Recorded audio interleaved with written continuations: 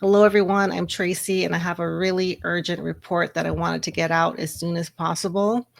There is a situation in Spain. Now, this is the kind of like the culmination of three sets of severe flood events in Spain, in like the Valencia, Malaga area. And I did a full video. Put the link or you could click right here if you want to see the full length video on Spain. But what happened when the authorities came to visit the disaster zone, they got mud thrown at them. They were called assassins.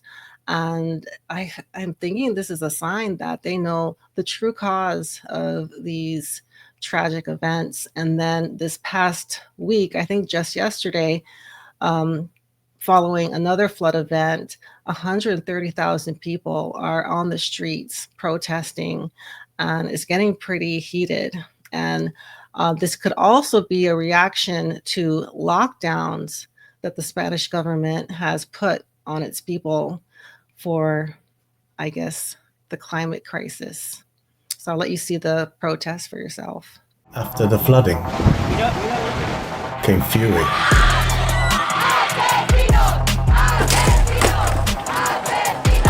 Many Valencians are angry at the handling of the disaster and the subsequent recovery operation. 130,000 protested in the streets, demanding that regional leader Carlos Mazón resign and even be sent to prison for his role in the tragedy.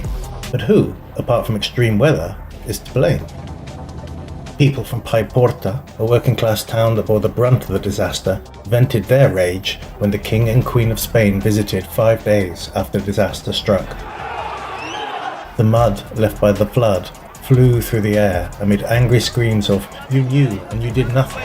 King Felipe and Queen Letizia were accompanied by Mazón and socialist Spanish Prime Minister Pedro Sánchez, the two men at the centre of a political blame game over the disaster. The choices made by Mazón on the day the disaster unfolded have put his leadership in jeopardy, with Spain's meteorological agency signalling that morning a red alert for extreme rain and possible flooding.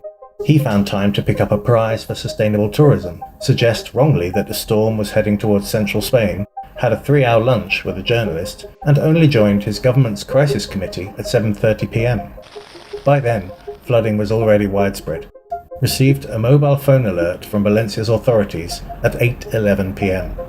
But Mazón's People's Party has attempted to pin at least some of the blame on the national government for failing to pass on all relevant information about water levels. People's Party leader Alberto Núñez Feijóo has said Sánchez deliberately kept him in the dark, and questions why the Prime Minister did not trigger a national emergency to take over control from the Valencia government. Santiago Abascal, leader of far-right Vox Party, has gone even further, blaming Mr. Sánchez for deliberately holding back assistance and concealing the number of dead. Vox has said it will take the Prime Minister to court for the alleged unlawful killing of flood victims.